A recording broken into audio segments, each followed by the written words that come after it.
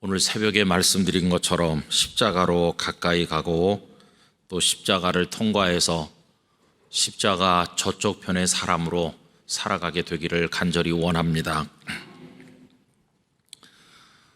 성도님들 잘 살고 계십니까? 우리가 세상에 태어나서 한 번씩 인생을 다 살고 있는 중입니다.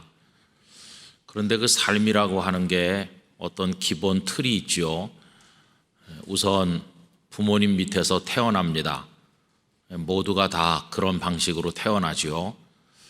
그리고는 어린 시절을 보내는데 그게 조금 불행한 사람도 있고 또 좋은 환경에서 성장하는 사람도 있겠습니다. 어쨌든 좀 차이가 있지만 어린 시절은 이제 배우고 익히는 시절이죠.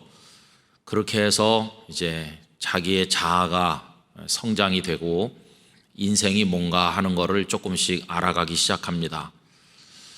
그리고 이제 청년이 되면 그 다음에는 어디 인생의 진로 때문에 고민하기도 하고 또 그러다가 어딘가에 자리를 잡고 자기 인생의 영역을 만들어 가게 됩니다. 그리고 또 하나님께서는 우리에게 사랑의 본능을 주셔서 또 배우자를 만나서 가정을 이루고 또 때가 되면 하나님께서 생육하고 번성하라고 하신 데 따라서 아들과 딸이 태어납니다. 또 그렇게 몇십 년 살면 또 그 아들과 딸이 결혼을 해서 그 다음 손자, 손녀들이 태어나고 이렇게 살다 보면 이제 그 사람은 머리가 휘어지고 늙어가는 것이죠. 그러면서 인생의 석양을 맞이하게 됩니다. 지난 세월 되돌아보면서 여러 가지 생각을 하겠지요. 내가 잘 산 거 맞나? 내가 뭘 했나? 내놓을 무슨 열매가 얼마나 있나? 이렇게 생각해 보면 굉장히 허무하기도 하고 잘 못 살았다고 하는 후회도 있을 것이고 다양한 생각들이 있을 것입니다. 그런데 하여튼 기본 틀은 있어요. 그렇게 태어난다, 성장한다, 또 뭘 배우고 익힌다, 그리고 어떤 직업이든지 어떤 영역에 종사하다가 가정을 이루고 자녀를 낳고 뭐 그래서 살면 아주 기본 룰은 지킨 거죠. 근데 요즘에는 생각들이 워낙 다양하니까 본인이 원하지 않아서 그 기본 틀을 벗어나는 사람들도 많이 있습니다. 꼭 뭐 그렇게 절차를 걸쳐서 공부를 해야 되나? 그런 공부를 하지 않아도 잘 살 수 있어 하는 분들은 정규 학교 다니지 아니하고 다른 방법으로 공부하는 사람도 많이 있습니다. 꼭 무슨 직장에 다녀야 먹고 사나 그러면서 과거에는 생각할 수 없었던 파격적인 방법으로 돈벌이를 하고 사는 사람들도 점점 많아지고 있습니다. 옛날 같으면 생각할 수 없었던 방식의 인생이 존재하기 시작을 한 겁니다. 그리고 또 결혼은 당연한 거라고 생각했는데 꼭 결혼을 해야 되나 이러면서 꼭 자녀를 낳아야 되나. 그래서 이제는 우리가 흔히 생각했던 인생의 기본 틀, 그거를 지키지 않는 사람이 아주 많아졌습니다.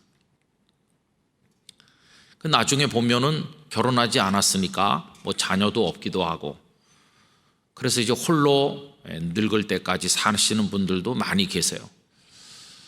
어쨌든 이 살아가는 방식이 다 이렇게 많이 다양화되고 있는데 어떻게 살든지 간에 뒤돌아 생각해 보면 내가 잘 살았나 이렇게 생각을 할 때 많은 감회가 있을 것이라고 여겨집니다. 저도 뭐 예외는 아니어서 이 나이가 되도록 살다가 가끔씩 생각을 해보죠. 아, 내가 잘 살았나. 뭐 그렇게 사람들에게 잘 살았다고 자랑할 만한 뭐 그런 게 없지만 기본 틀을 지키면서 살아온 것 같습니다. 그저 때 될 때 공부했고 그리고 적당한 나이에 또 가정도 꾸렸고 또 하나님께서 오래 기다리기 전에 자녀들을 주셨고 또 뭐 그 자녀들이 뭐 빗나가서 문제를 일으킨다든지 그러지 않고 비교적 그저 잘 컸고, 또 때 되니까 위로 둘은 결혼을 했고, 뭐 이러면서 제 나이에 그냥 공식에 맞게 이렇게 되고 있는 거죠. 그래서 언젠가 아내에게 이런 말 했습니다. 이제 우리는 잘 죽는 것만 남은 것 같다. 그냥 그 기본 공식에 따라서 어느 정도 이렇게 흘러왔어요. 그러면 그 모든 하나하나가 노력해서 된 건가? 이렇게 생각을 해보면, 물론 아무렇게나 산 건 아니고 나름대로 노력도 뭐 하긴 했겠지만은 입에 담아지는 고백은 하나님의 은혜였다는 고백밖에 없는 것이죠. 하나님께서 이 나이가 되도록 살게 하셨고, 또 자식들 위해서 기도할 수 있는 시간을 주신 것이고, 또 뭐 아이들도 하나님께서 돌아보셔서 때 되니까 결혼도 하고, 감사하다. 그래서 이제는 남아있는 시간 동안 하나님 앞에 후회 없이 믿음을 지키다가 잘 가면, 주님 품에 안기면 그저 기본 공식은 지키고 가는 거다, 이런 생각이 드는 것입니다. 그러나 이렇게 산다고 뭐 다 잘 살았다고 할 수는 없죠. 왜냐하면 우리는 이 땅에 태어나서 한 생애를 살아가는 자연인일 뿐만 아니라 우리들에게는 더 특별한 신분이 있지 않습니까? 그건 뭐냐 하면 자연인일 뿐만 아니라 우리는 그리스도인입니다. 그러니까 뭐 공부하고 결혼하고 아이를 낳고 하는 이런 거, 이거 잘하는 거 말고 그리스도인으로서는 어떻게 살았나 하는 질문을 한 가지 더 해봐야 되는 것이죠. 세상에는 공부도 많이 하고 잘하고 또 결혼도 잘해서 자녀들도 잘 키우시고 그런 면으로 대단히 성공적인 인생을 사는 분들도 많이들 있습니다. 그런데 이제 그분들 중에 상당수자는 그리스도인은 아니니까 우리가 하는 질문을 그들은 하질 않죠. 우리는 아까 말씀드린 그런 공식을 잘 따라서 살았다 할지라도 그리스도인으로 실패하면 그 인생이 실패한 거다, 우린 그렇게 생각하는데, 하나님을 모르는 이들은 그런 질문을 아예 안 하죠. 그냥 그 공식을 잘 지키며 살면, 또 남보다 좀 더 풍성하게, 좀 더 화려하게 이렇게 살면 그걸 성공했다고 그러죠. 그러나 우리는 그리스도인이기 때문에 그리스도인으로서 내 인생은 어떠했나 하는 것을 한 가지 더 묻게 돼요. 설령 가정이 어려워가지고 공부를 뭐 많이 못했다 할지라도, 또 내가 병약하고 어떻게 하다 보니까 결혼 정년기를 놓쳐서 제때 결혼을 못하고 또 자녀를 뭐 제대로 낳지 못하거나 뒷바라지를 잘 못해서 남들이 볼 때는 내 인생이 조금 이렇게 원만하게 살지 못한 것 같다 할지라도 그리스도인으로 충실하다면 우리는 그 사람의 인생을 성공한 인생이라고 축복합니다. 우리의 가치관은 그냥 한 사람의 자연인으로서의 인생, 그거보다도 하나님의 사람으로서, 믿음의 사람으로서 어떻게 사는가 하는 것을 더 귀하게 여기기 때문입니다. 바울 사도는 그 공식에 맞춰보면 빵점인지도 모릅니다. 바울 사도는 공부는 뭐 많이 하셨어요. 가말리엘 문화에서도 배웠고 학식은 많이 갖추신 분이신데 뭐 결혼도 하지도 않았고 뭐 자녀를 낳으신 것도 아니고, 그러니까 바울 사도는 우리 일반인들이 걸어갔던 인생의 공식을 따라 사신 분은 아니니까 아이고 인생이 그 왜 그래, 결혼도 안 했다면서, 이렇게 할 수밖에 없지만 우리가 바울을 그럼에도 불구하고 존경하는 것은 그분이 그리스도인으로서 특별했기 때문이에요. 그분은 결혼을 하지 않은 이유까지도 주님과 결혼했기 때문 아닙니까? 그래서 그리스도인으로서 그 삶이 아름답기 때문에 그분을 귀하게 여기는 것이죠. 그래서 여러분, 우리들의 인생이 잘 사는 인생인가 하는 것을 되짚어 생각을 해볼 때 그저 단순히 한 자연인으로 살아간 것만 들여다봐서는 안 될 것이고 그리스도인으로 내 인생은 어떠했나 하는 것을 반드시 물어봐야 되는 거죠. 우리 영락교회 성도 여러분들은 한 사람의 자연인으로서도 인생을 잘 사실 수 있기를 바라고 그리스도인으로서도 아름다운 믿음의 인생을 살아가시게 되기를 바랍니다. 그런데 우리들에게 있어서는 이 두 가지가 전혀 상관없이 별개인 것이 아니라 하나로 다 연결되어 있는 것이죠. 그래서 공부를 해도 주님의 영광을 위해서 공부를 하고, 가정을 꾸려도 믿음의 가정을 꾸리고, 자녀를 키워도 믿음의 자녀로 키우려고 기도하며 말씀으로 가르치고, 직업을 가져도 그 직업을 통해서 하나님의 영광을 나타내길 원하고, 우리들의 일반적인 자연인으로서의 인생에 거기 하나님의 사람 그리스도인으로서의 가치, 그 신앙, 그게 다 이렇게 연결되도록 살아가는 것이죠. 중간에 예수님을 믿는 사람들은 처음에는 자연인으로서의 인생만이 있었겠죠. 그러다가 예수님을 믿게 되면 이제 한 사람의 그리스도인으로서의 인생도 생기는 건데, 믿음이 성숙해 감에 따라서 처음엔 이 두 가지가 따로 노는 것처럼 이렇게 연결이 잘 안 되지만, 믿음이 성숙하면 이게 다 하나로 연결되는 거죠. 그런 차원에서 우리 영락교회 성도 여러분들, 인생을 잘 살고 계시나 이렇게 질문을 드려보고 싶은 것입니다. 각자가 하나님 앞에 기도하면서 지금까지 살아온 수십 년의 생애를 한번 되짚어 반성해 보면서 우리 삶이 어떠했나 생각을 해보는 건 중요하다고 여겨집니다. 그럼 여러분, 우리가 이 땅에 이렇게 사는 모습을 주님은 어떤 마음으로 바라보실까요? 오늘 본문에 나타난 예수님의 마음은 부모님이 자식을 바라보는 마음과 너무 닮았다는 것을 느낍니다. 저도 이제 자녀를 넷이나 키우면서 종종 그런 생각을 합니다. 아이들한테도 그런 말을 몇 차례 했었습니다. 이제 너희들이 어렸을 때 한창 공부하고 성장할 때는 아빠 엄마가 너희들의 울타리가 돼주고 너희들을 후원해주고 기도해준다. 그런데 이제 시간이 더 지나면 이제 그렇게 안 된다. 엄마랑 나는 더 늙을 것이고 이제 너희들이 인생에 꽃을 피울 때가 오는 건데, 뭐 그래도 우리가 살아있는 동안에는 너희들을 위해서 기도하고 또 할 수 있는 만큼의 후원도 하고 마음으로 응원도 하고 그렇게 하겠지. 그런데 언젠가는 이제 우리 둘은 하나님의 부름을 받아서 차례차례 다 갈 거다. 그러면 이제 너희들만 남아서 살아갈 텐데, 그때 너희 넷의 인생이 다 결혼도 하고 아이도 낳고 주님 앞에 섬김도 잘하고 이렇게 다 하면서 또 그들도 하나의 공식에 따라서, 너희들도 그 공식에 따라서 잘 산다면 더할 나위 없이 감사하겠지만은, 만약에 너희들 중에 하나라도 그게 잘 안 되면 얼마나 마음이 아프겠나. 그런 얘기도 하기도 하고 그런 생각을 자주 할 때가 있습니다. 하나님, 제가 하늘나라로 간 다음에 남겨질 우리 자녀들은 어떻게 될까요?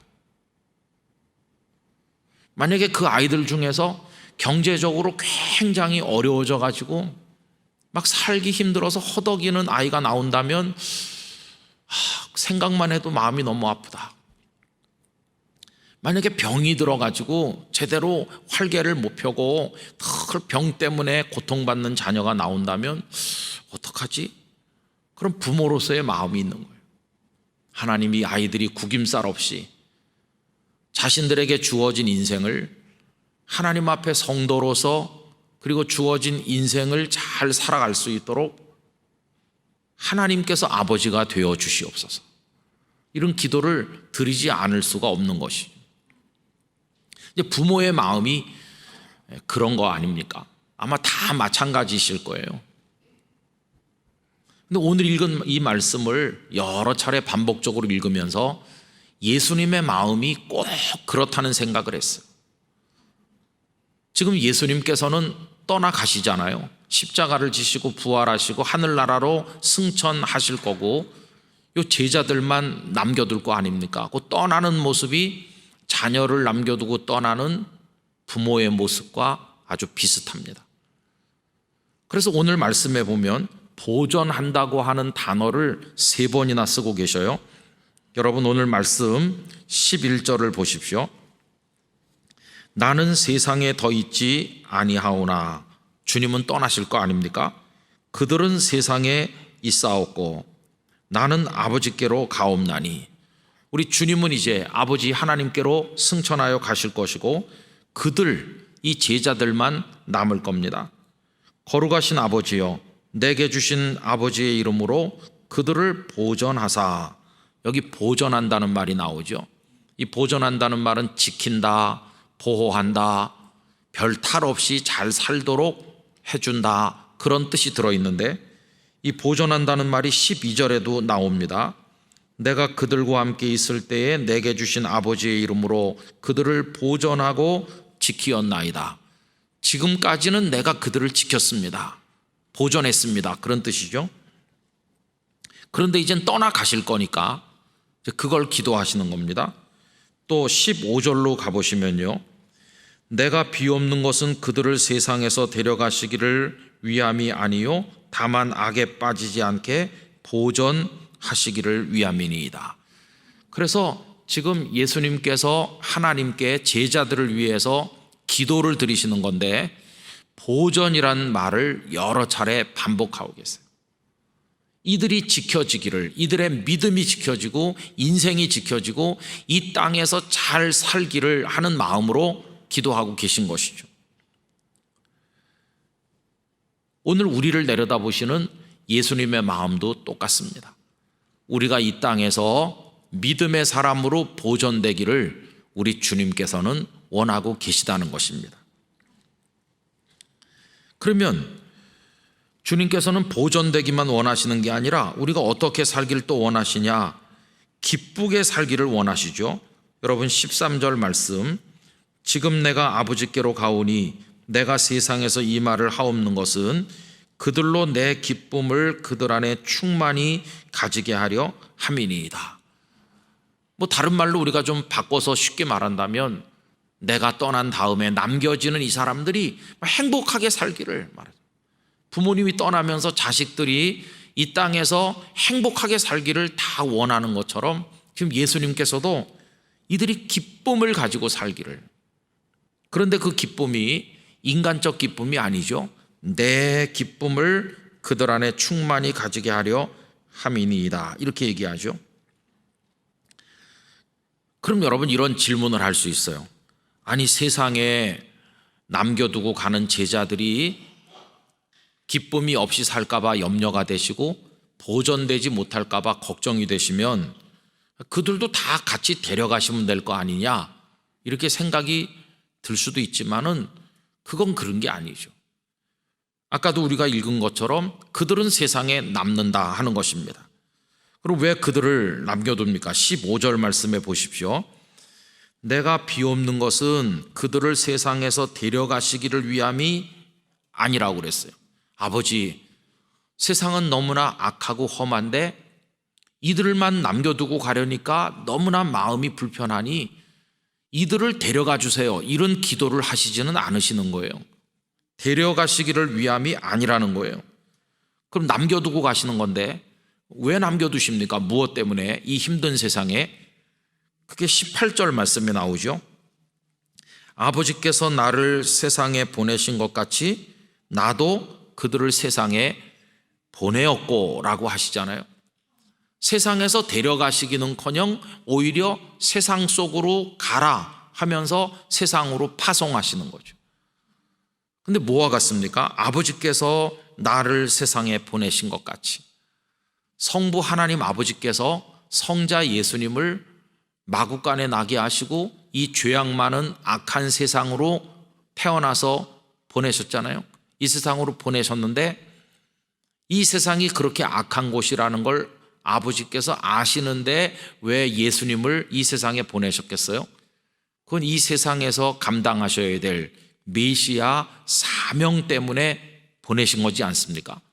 근데 지금 주님도 이 제자들을 왜 세상에서 데려가시지 않고 남겨두시면서 그들을 이 세상에 더 있게 하시는가? 그것은 사명 때문이죠. 그들을 보내신다고, 사명자로 보내신다고 그렇게 말씀하는 겁니다. 빌립보서 1장에도 바울 사도의 같은 얘기가 나오죠. 내가 이 땅에 더 사는 거하고 지금이라도 하나님께로 가는 이 두 가지가 내 앞에 있는데 내 마음 같아서는 지금 당장 아버지 하나님께로 가고 싶다. 이게 바울의 마음이에요.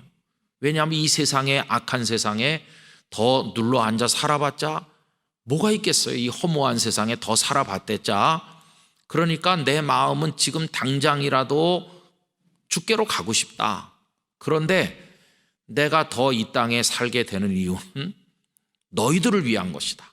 내가 남아서 말씀을 더 전해주고 너희들의 믿음을 더 견고하게 해주는 이 사명을 좀 더 감당하기 위해서 내가 이 땅에 더 있게 되는 것이다. 이게 이제 바울이 인식하는 사명이죠.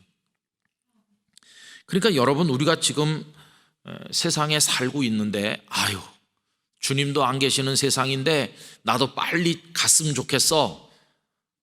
이렇게 기도를 드리면서 주님 오늘 밤에라도 가게 해주세요. 계속 이러는 게 맞겠습니까? 그렇게 안 해도 때 되면은 주님이 다 데려가십니다. 그럼 그때까지는 이 악한 세상에 있어야 되는 거죠. 있고 싶지 않아도 있어야 되는 이유가 뭡니까? 사명이 있으니까. 주님께서 우리를 세상에 보내셨으니까요. 그럼 세상에 사는 게 즐겁고 모든 게 원만하면 세상에 있는 것도 괜찮은데 왜 세상에 있는 게 힘이 듭니까? 그 근본 이유는 뭐냐 하면 세상하고 우리하고는 맞질 않아요. 아예 기본적으로 어울리질 않아요. 우리는 세상에 속한 사람이 아니기 때문에 그래요. 여러분, 오늘 말씀 14절로 가보십시오. 내가 아버지의 말씀을 그들에게 주었사오매 세상이 그들을 미워하였사오니 이는 내가 세상에 속하지 아니함 같이 그들도 세상에 속하지 아니함으로 인함이니이다. 여러분, 예수님께서는 세상에 오셔서 33년 동안 계셨지만 세상에 어울려 세상에 동화되어 세상에 물들고 세상과 같이 짝하여 사신 분이 아니셨어요. 세상에 속하신 분이 아닙니다. 똑같은 얘기가 16절에도 나오죠. 내가 세상에 속하지 아니함 같이 그들도 세상에 속하지 아니하였사옵니다. 여러분, 우리는 지금 세상에 살긴 삽니다. 그런데 세상과는 다른 사람들이에요. 세상에 악을 행하고 사탄의 영의 지배를 받고 그 속에서 같이 한 통속으로 이렇게 지나는 사람이 아니라 우리 속에는 하나님의 영이 거하시고 우리는 땅의 나라가 아닌 하나님의 나라를 바라보면서 우리는 아예 서로 달라요. 그래서 빌립보서 3장 20절은 우리의 시민권은 하늘에 있다. 달라요. 그게 마치 뭐와 같으냐면 지금 서울에 와서 살고 있는 외국 사람들이 있는데 서울에 같은 하늘 아래 살긴 살아요. 그렇지만 그 사람 국적이 달라요. 나는 미국 사람입니다.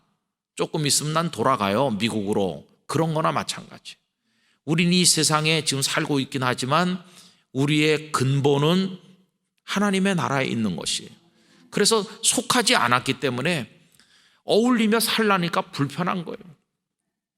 미국에서 나서 미국에서만 자란 어떤 분이 직장일로 혹은 미군이 돼가지고 우리나라에 와서 한 3년 있다고 합시다. 한국 사람 좋아요 그러면서 불고기도 맛있고요, BTS도 멋지고요, 이렇게 살긴 살지만 미국 땅에 친구들하고 있는 것처럼 편하겠어요? 어딘가 이게 안 어울리고 언어도 좀 불편하고 어딘가 문화도 다르고 살긴 살지만 몹시 불편하겠죠. 그러다가 본국 귀환 명령이 떨어지면 가족이 있는 그 고향으로 간다 그러면 얼마나 기뻐하겠어요?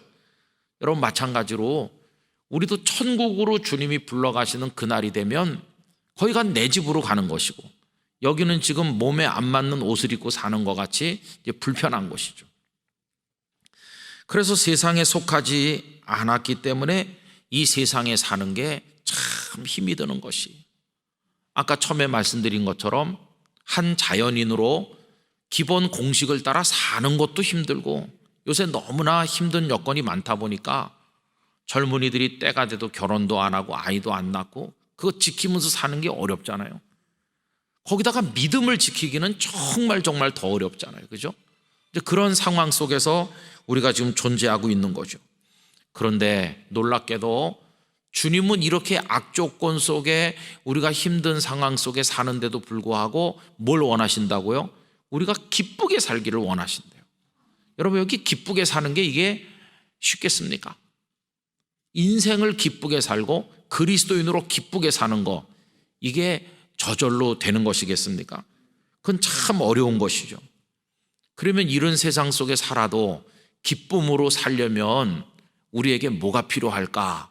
우리는 어떻게 이 세상에 살아야 될까라고 물을 때 오늘 본문에 몇 가지 비결을 예수님께서 가르쳐 주시는 거죠.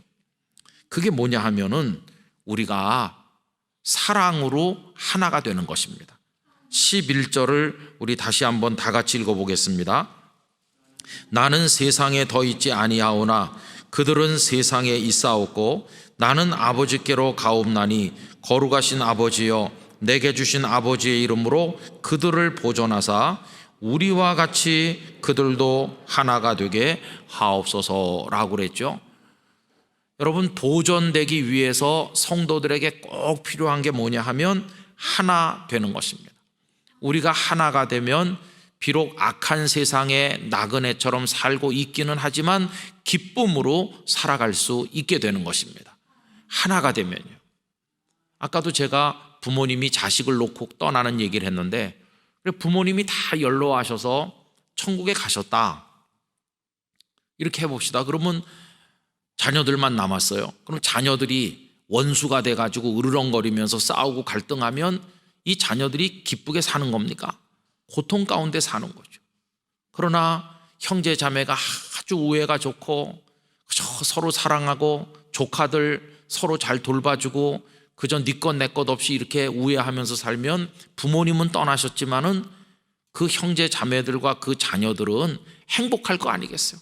자주 만나고 언니 동생 그저 늘 안부를 묻고 위에서 기도하고 이게 이 세상에서 외로움을 떨치고 행복하게 사는 비결 아니겠어요?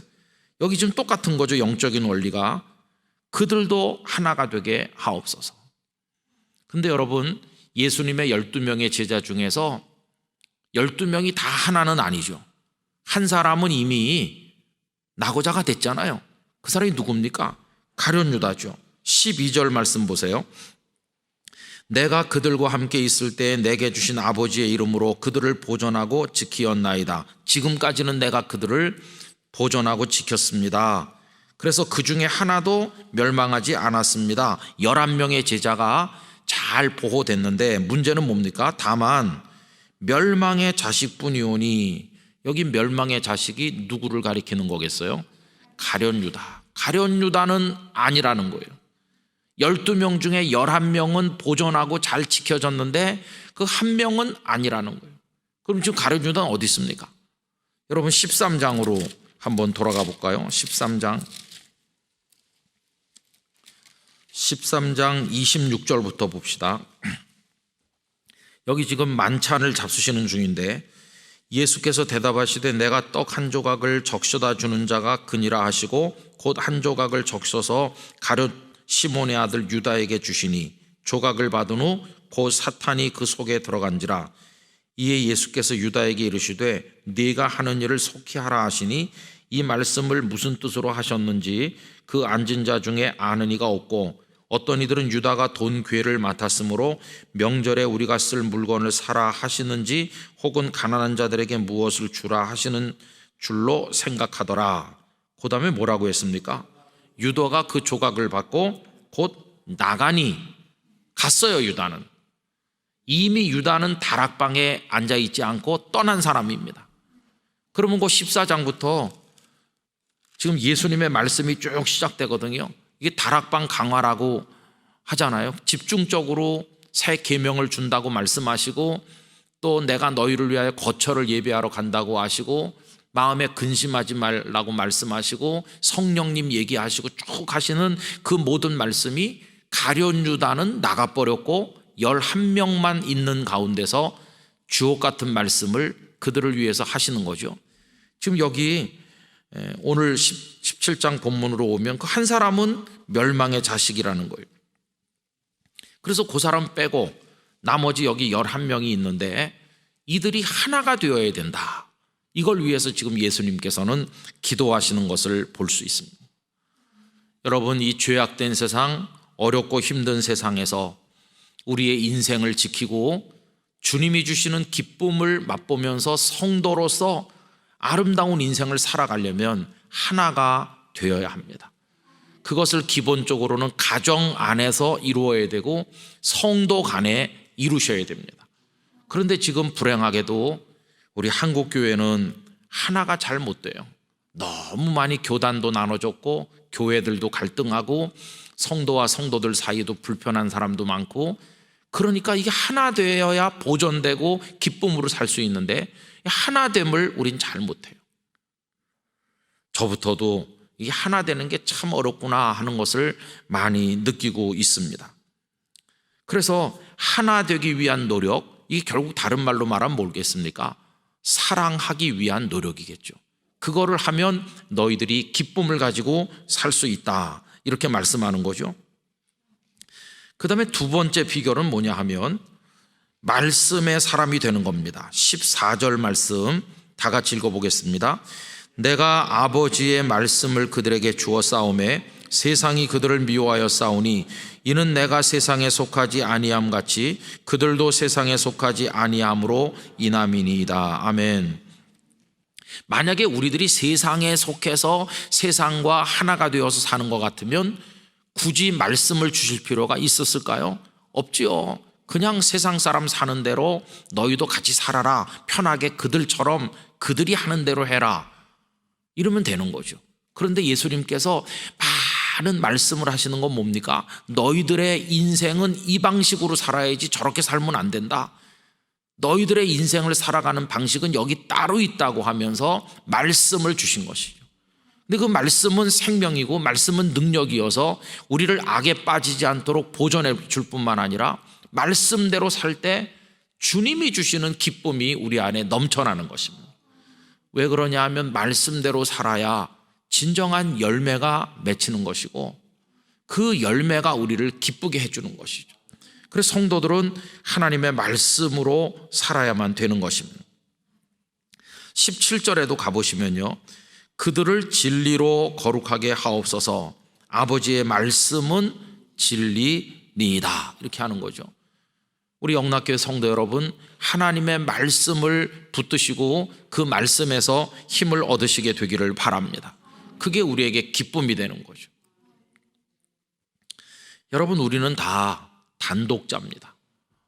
아유, 그래도 내가 부모님도 있고요, 내 처자식도 있고 나 결코 혼자가 아닙니다, 이렇게 말씀하고 싶겠지만은 엄격하게 말하면 우리는 외로운 단독자예요. 혼자입니다, 혼자. 아무리 내 배 아파서 자식을 낳았어도 그 자녀가 내 인생을 대신해 줄 수도 없고 우린 다 따로따로 각자의 인생을 걸어요. 저는 목사이기 때문에 늘 많은 사람들 속에 있었습니다. 많은 성도들과 더불어 같이 먹고 즐거워하고 많은 사람들 속에서 늘 살아왔죠. 저 혼자 버려졌다고 생각한 적은 뭐 거의 없죠. 늘 누군가는 옆에 같이 계셔 주셨으니까. 그래도 하나님 앞에 기도하려고 머리를 숙이면 내 마음 알아줄 사람 누가 있겠나, 그런 생각이 드는 거예요. 여러분, 우리 마지막에 우리의 생명의 호흡이 끝날 때가 되면 그때는 정말 우린 단독자로 홀로 있는 것입니다. 내가 자다가 부름을 받게 될지 아니면 누군가가 지켜보는 가운데 병실 침대에서 부름을 받게 될지, 우리가 마지막에 어떻게 가게 될지는 아무도 모릅니다만은 그 순간에 나는 홀로 있는 것이죠. 여러분, 그때 우리를 붙들어 주실 분은 주님밖에 없는 것이에요. 여기 지금 하나가 되라는 것은 이 땅에 있는 동안에 서로 힘이 되고 서로 사랑하면서 이 험한 세상에서 기쁨을 누리며 살도록 하시는 건데, 이 말씀이라고 하는 것은 홀로 사는 단독자일 수밖에 없는 우리 각자에게 하나님께서 주시는 최고의 선물입니다. 그래서 이제 목회를 하다가 어려운 시험도 많이 만나죠.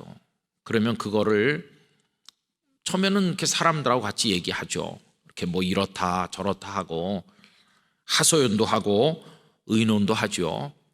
그런데 결국은 너무 많이 느껴본 것이지만은 결국은 제가 결정해야 되더라고요.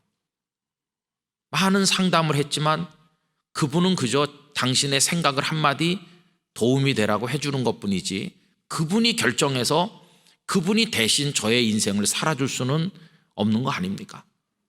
아무리 많은 말을 듣고 와도 결국은 저 혼자 결정할 수밖에 없고, 그러면 그 결정에 지지를 보내주고 힘이 돼줄 분이 누가 있어요?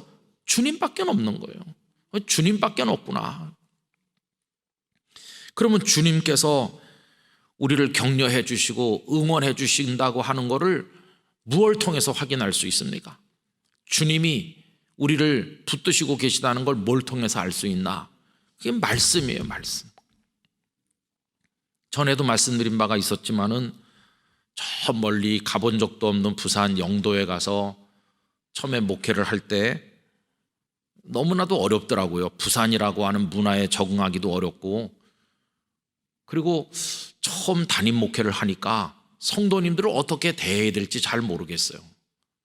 장로님들이 다 제 아버지 뻘 되시는 그런 장로님들이시고, 장로님들이 다 60 넘으셨는데 저는 32살이고, 그러니까 이게 뭐 당회한다고 앉아있긴 하지만은 뭘 어떻게 해야 되는지도 잘 모르겠어요. 저를 청빙해 가셨던 장로님께서는 저를 격려해 주시기 위해서 당에 모이면 아유 우리 목사님 우리가 뭐 압니까? 목사님이 다 목회 전문가시죠. 이래줘요. 그렇게 말씀해 주신다고요. 그래서 싫지는 않았어요. 그런데 생각해 보면 앞이 캄캄한 거예요. 뭘 압니까? 아무것도 아는 게 없는데. 사실은 장로님께서 저의 경험으로 또 아니면 우리 교회는 옛날에 이렇게 했어요 그러면서 뭘 말씀을 해주는 게 더 나을 것 같은데, 아유 우리가 뭐 압니까? 목사님이 이렇게 하면은 내가 뭐 아는 거 있나? 아는 게 없어요. 그래서 뭐 시행착오도 많이 했죠. 그리고 교회가 부흥이 하나도 안 돼요. 교인이 한 명도 안 늘어요. 그렇다고 줄진 또 않았어요. 연말에 가보면 어떻게 그렇게 정확하게 현상 유지를 하는지 몰라요. 늘지 않으면 줄기라도 해야 되는데 똑같은 미리 짜고 나오는 것 같이 너무 가슴이 답답하더라고요. 그래서 하나님 원망을 좀 많이 했죠. 어쩌자고 저를 여기다가 보내셨습니까? 우리 친구 한 사람이 목회하러 갔는데 막 성도가 많이 늘고 그런다는 소식을 들었어요. 그래서 하나님께 원망했죠. 거기가 내가 가야 될 자리고 여기가 걔가 와야 될 자리인데 하늘나라에서 천사들이 사무 착오를 일으켰나 보다. 발령을 잘못 냈나 보다. 하나님 원망하고 그랬어요. 그리고 음식도 잘 안 맞더라고요. 처음에는 부산에 가니까 막 돼지고기로 국을 끓여서 먹는데 어휴 무슨 돼지고기로 국을 끓여 먹어. 좀 그랬어요. 근데 여러분 어느 날 새벽에 이렇게 나가서 마음이 허전한 게, 여기서 이렇게 있다가 그냥 나는 목회다운 목회를 못 해보고 끝나는 건가, 이렇게 마음이 공허할 때, 그런 얘기를 뭐 부모님한테 하겠어요? 뭐 누가 해결해 줄 수나 있나요? 마지막 해결은 주님이 주시는 거예요. 근데 주님이 뭘 통해 주셨을까요? 말씀을 통해서 주시는 거예요. 아마 생각나실 겁니다. 그 얘기를 전에도 했기 때문에. 새벽에 나가서 말씀을 이렇게 읽고 있는데 모세에게 하신 말씀, 내가 서 있는 땅은 거룩한 땅이니 내 발에서 신을 벗으라 그러시잖아요. 근데 그 신 벗으라는 얘기 말고 그 앞에 내가 지금 서 있는 곳이 거룩한 땅이라는 거예요. 내가 지금 어디 서 있나? 부산시 영도구에 서 있지. 영도구가 거기가 거룩한 땅이라는 거예요. 팍 이렇게 스쳐가는, 전기가 짜르르 오듯이 스쳐가는 생각이 있죠. 어떻게 여기가 거룩한 땅인가? 땅이 거룩해지는 건 어떻게 가능한가? 그거는 거룩하신 하나님이 계시니까 거룩해지는 거지. 야, 그러면 하나님께서 여기 계시다는 뜻 아니냐? 하나님께서 영도에 계시다는 거 아니냐? 그러니까 그냥 마음에 기쁨이 확 왔어요. 그럼 나 혼자 있는 게 아니네.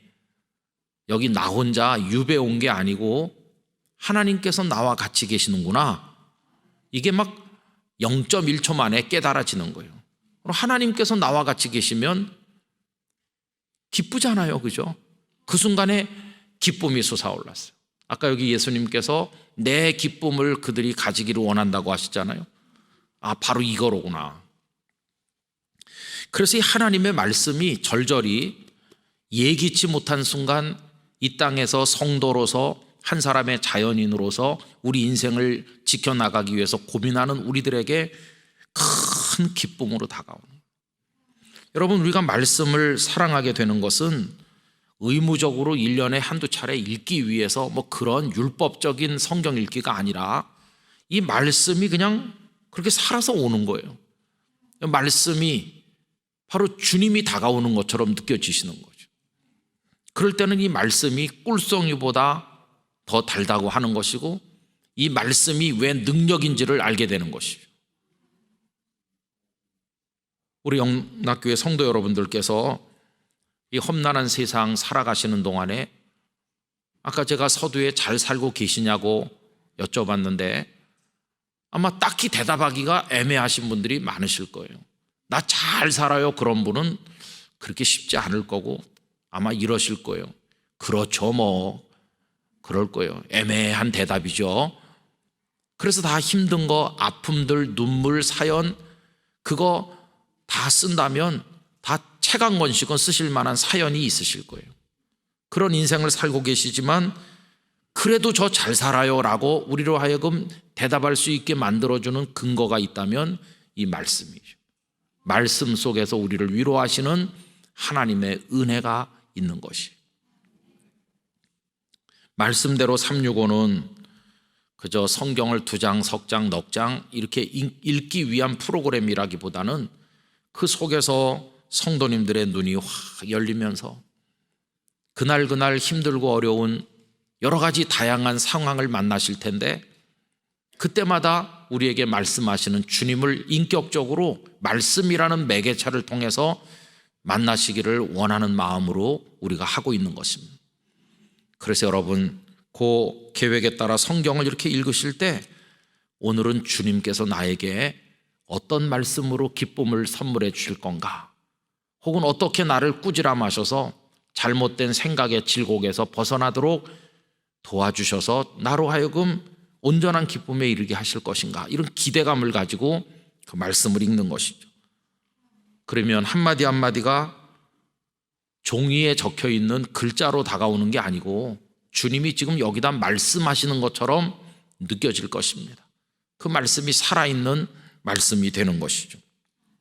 그 중에 한 구절이라도 우리 마음의 위로가 되고 용기가 되고, 아, 주님이 나와 같이 계시는구나, 나는 주님의 사람인데 이때는 이렇게 해야지, 그렇지, 이렇게 말씀하셨는데 내가 왜 고민했을까, 힘들지만 방향을 알려주셨으니까 그렇게 해야지, 내가 결단해야 되겠다, 이렇게 하기도 하고, 어떤 때는 그냥 그 말씀 자체가 어머니의 손길 같아가지고 눈물이 나기도 하고 감사하기도 하고 그런 것이죠. 지금 예수님께서 제자들을 남겨두고 가시면서 그런 심정으로 좀 기도를 드리고 계신 겁니다. 이들이 보존돼야 되는데, 악에 빠지지 않고 보존돼야 되고 이뤄지지 않고 보존돼야 되는데, 그러면서 기쁨으로 이들이 살아야 되는데, 그러려면 이들이 하나가 돼야 되고 진리의 말씀으로 이들이 거룩해져야 되고, 내가 이들을 보냈으니 세상에 있는 동안 사명자로 이들이 잘해야 될 텐데, 이 예수님의 마음이 느껴지시지 않습니까? 그죠? 그런 사랑의 마음으로 예수님께서 기도를 하셨는데, 오늘 이 17장에 나오는 주님의 기도의 내용은 그 11명의 제자들에게만 적용되는 게 아니라고 그랬습니다. 오늘 우리들에게 적용되기도 하는 우리들을 위한 기도이기도 한 것입니다. 그래서 이 기도가 우리에게 이루어질 줄로 믿습니다. 우리도 그렇게 이 세상에서 잘 살게 될 줄로 믿습니다. 사명자로서 열매를 맺게 될 줄로 믿습니다.